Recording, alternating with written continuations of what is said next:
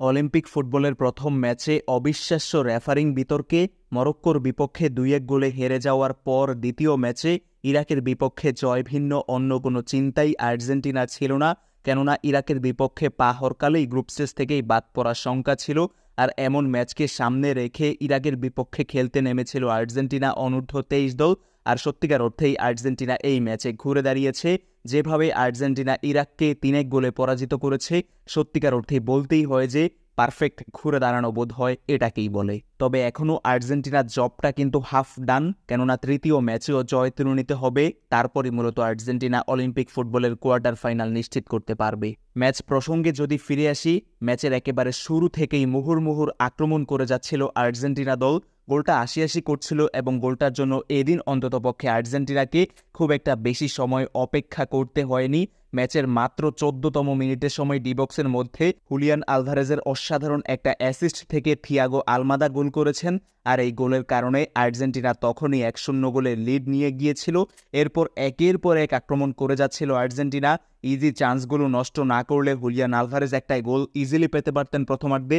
এর বাইরেও আরও ২-৩টা ভালো গোলের সুযোগ আর্জেন্টিনা ক্রিয়েট করেছিল, তবে শেষতক সেগুলো যেহেতু কাজে লাগেনি। প্রথমার্ধে যখন ভাবা হচ্ছিল আর্জেন্টিনা ১-০ গোলের লিড নিয়েই বিরতিতে যাবে, ঠিক সেই মুহূর্তে প্রথমার্ধের একেবারে শেষ মুহূর্তে ৪৫+৫ মিনিটের সময় আমের হুসেইনের গোলে ইরাক কিন্তু সমতায় ফিরেছে এবং আর্জেন্টিনার সামনে তখন আরও একবার ম্যাচ হারার শঙ্কা কাজ করছিল। কিন্তু দ্বিতীয়ার্ধের শুরুর দিক থেকে আর্জেন্টিনা আরও একবার দারুণ কার্যকরী অ্যাটাকিং ফুটবল খেলতে থাকে। এরই ফলশ্রুতিতে খুব একটা বেশি সময় আবারও আর্জেন্টিনাকে লিড নেওয়ার ক্ষেত্রে অপেক্ষা করতে হয়নি। ৬২তম মিনিটের সময় এবার লুসিয়ানো গন্ডাউ গোল করেছেন।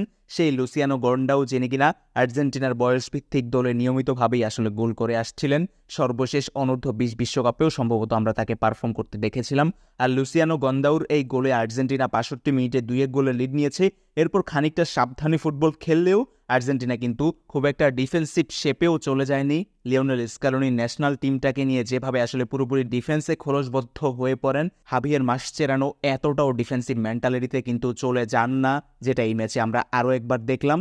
আর হাভিয়ের মাসচেরানোর এই সিদ্ধান্ত, সাহসী সিদ্ধান্তটার ফলেই কিন্তু আর্জেন্টিনা তৃতীয় গোলটাও পেয়ে গিয়েছে ৮৫তম মিনিটের সময়। এবার এজিকুয়েল ফার্নান্দেজ, যিনি কিনা একুই ফার্নান্দেজ নামে পরিচিত, সেই এজিকুয়েল ফার্নান্দেজ গোল করেছেন। আর এই গোলের কল্যাণে ৩-১ গোলের বড় জয় কিন্তু আর্জেন্টিনা নিশ্চিত করেছে। গ্রুপ স্টেজের সর্বশেষ ম্যাচে আর্জেন্টিনার প্রতিপক্ষ ইউক্রেন অনূর্ধ্ব-২৩ দল। ইউক্রেনকে হারাতে পারলেই আর্জেন্টিনা সোজাসুজি চলে যাবে কোয়ার্টার ফাইনালে। যদি ইউক্রেনের বিপক্ষে আর্জেন্টিনা ড্র করে, তাহলে গ্রুপের অন্য ম্যাচের দিকে চেয়ে থাকতে হবে। হেরে গেলে আবার পুরোপুরি বাদই পড়ে যাবে। অর্থাৎ আর্জেন্টিনার সামনে জবটা যে হাফ ডান বললাম, কেন বললাম নিশ্চয়ই বুঝতে পারছেন। পরবর্তী ম্যাচে হাভিয়ের মাসচেরানোর শিষ্যরা জয় তুলে নেবে, কোয়ার্টার ফাইনাল খেলবে।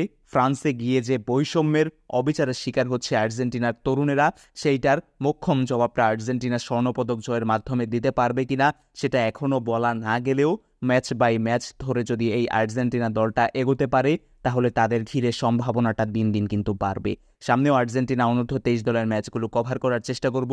আর্জেন্টিনা রিলেটেড ভিডিও ইদানিং খুব ঘন ঘন আসছে, যৌক্তিক কারণেই আসছে। ব্রাজিল রিলেটেড কিছু ভিডিও আসলে তৈরি করছি, আপলোড করা হচ্ছে না এডিটিং সেক্টরে আটকে যাওয়ার কারণে। দেখি সময় সুযোগ করে ব্রাজিল রিলেটেড কিছু ভিডিও আসবে। আবার ট্রান্সফার উইন্ডো চলছে, সকল নিউজ আমি একা মানুষ, তাই কভারও করতে পারছি না। আশা করছি বিষয়টা ক্ষমাসুন্দর দৃষ্টিতে দেখবেন এবং একই সাথে ফুটবল নিয়ে টু দ্য পয়েন্ট কন্টেন্ট পেতে অবশ্যই আমাদের ফুটবল উইথ নাসিম চ্যানেলটা সাবস্ক্রাইব করে রাখবেন। আমাদের সঙ্গেই থাকবেন।